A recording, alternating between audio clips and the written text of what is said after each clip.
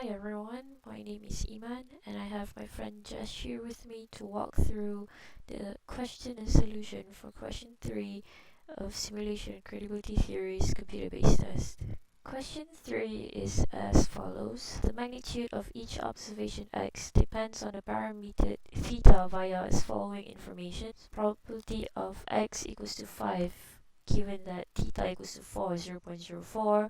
Probability of x equals to 7 given that theta equals to 4 equals to 0.04, and so on and so forth. There are n observations in a sample and the sum of the observations is 97. Bowman method is used to calculate the expected value of the next observation, CE, which stands for credibility estimate. You're given CE minus the expected of x given theta is equals to negative 1.87332. Find value of n.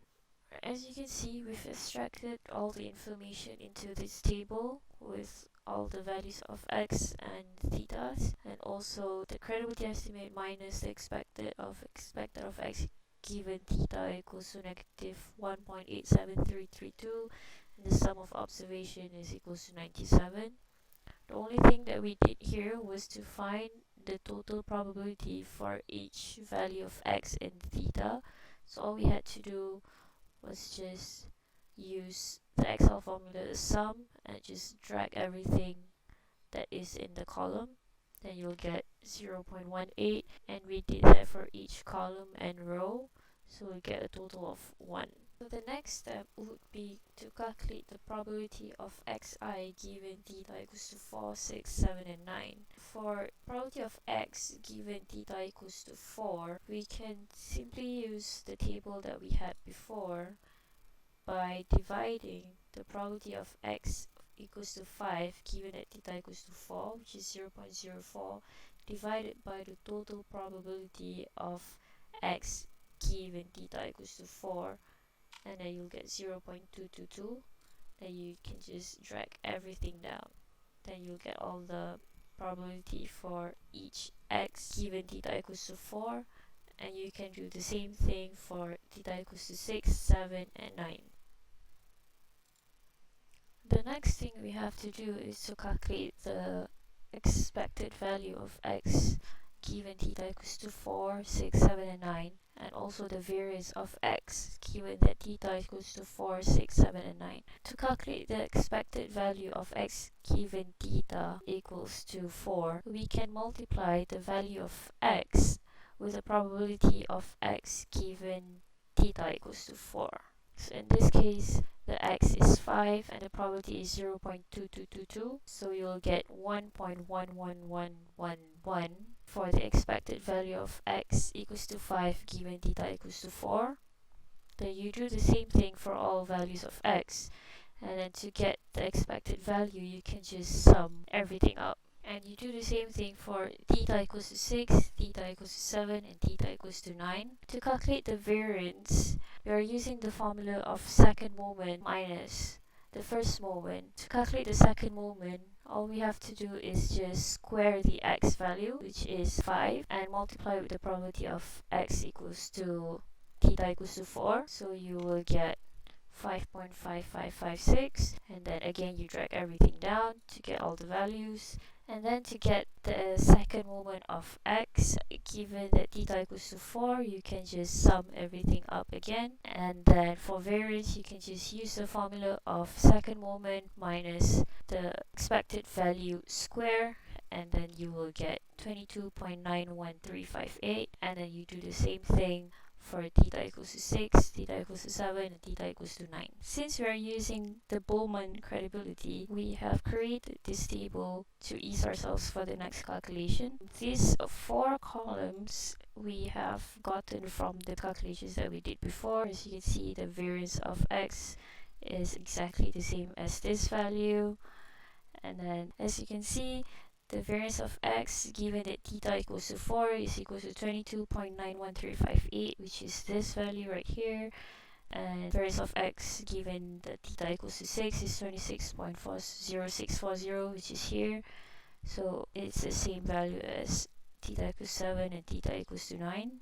So we added 4 more columns. The first column is expected of x given theta equals to 4679 multiplied by probability of theta. This is to calculate for overall mean, which is expected of x given theta. And then the next column is variance of x given theta multiplied by the probability of theta. This is to calculate for the expected of process variance, which would be expected of variance of x given theta. And then the next two columns are used to calculate the A, which is the variance of hypothetical mean, which is variance of E expected of x given theta. So how do you calculate all these things is as stated in the column. It's just probability of theta multiplied by the expected value of x given theta. And for this column, it's the variance of x given theta multiplied by the probability of theta. For this column is the square of expected of x given theta, and for the last column is just the probability of theta multiplied by the square of expected value of x given theta. So now we have to find the overall mean, which is denoted by mu, which is basically the expected value. So the expected value is also equal to the expected value of the expected value of x given theta. So up here we already found E of x given theta into probability of theta. So therefore, in order to find mu, we have to sum all the probabilities together. So when we sum all of it together, we get the answer 10.7. So next we look at the expected process variance, which is denoted by V, which is the expected value of the variance of x given theta. So similar to the overall mean, for this we also have to find the individual variance and multiply by the probability and sum it all up. So the individual variance into the probability we have found here already. Therefore, we just sum it up and we get the answer. Last, we have to find the variance of hypothetical means, which is denoted by A. So this is the variance of the expected value of x given theta.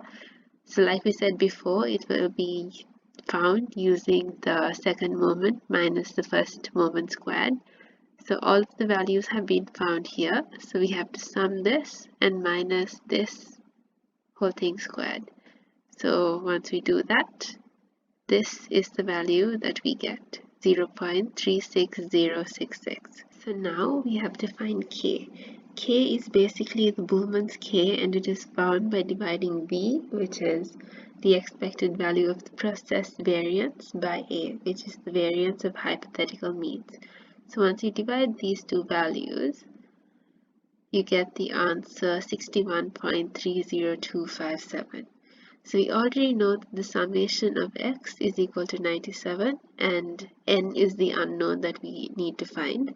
So x bar, which is the expected value of x, is found by dividing the summation of x by n. So it's 97 divided by n.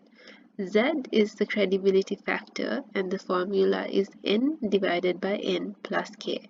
So n is still an unknown and k is equal to 61.30257. CE, the credibility estimate, is found by multiplying Z, the credibility factor, by x bar, and you sum that with 1 minus Z times mu. Mu in this case is the overall mean that we have already found. So now we also know from the question that the credibility estimate minus the expected value of x given theta is equal to minus 1.87332. So how do we find n? So given all of this information and one unknown, we can form an equation. So we are going to solve this equation using Excel. So in order to solve this equation, we will be using the solver method on Excel. So this cell will be will initially not have a value, but in order to avoid this error, we will just add 1 or give the value of 1 to it. So we know that CE is ZX bar. Z in this case is n over n plus k. So for the value of n, we will be using this cell.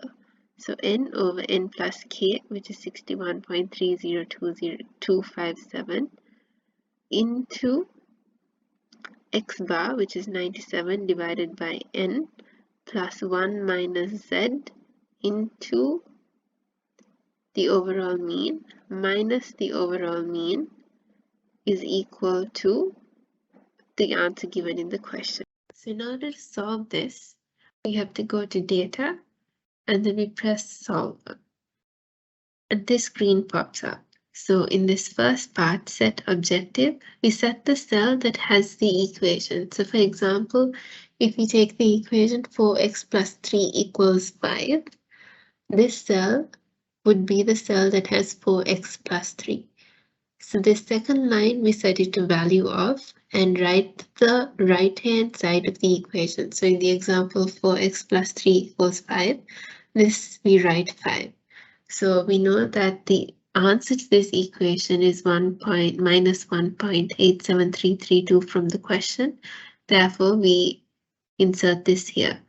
By changing variable cells is the cell that has the unknown value, in this case n, and it is this cell. So that is the cell that is set to this.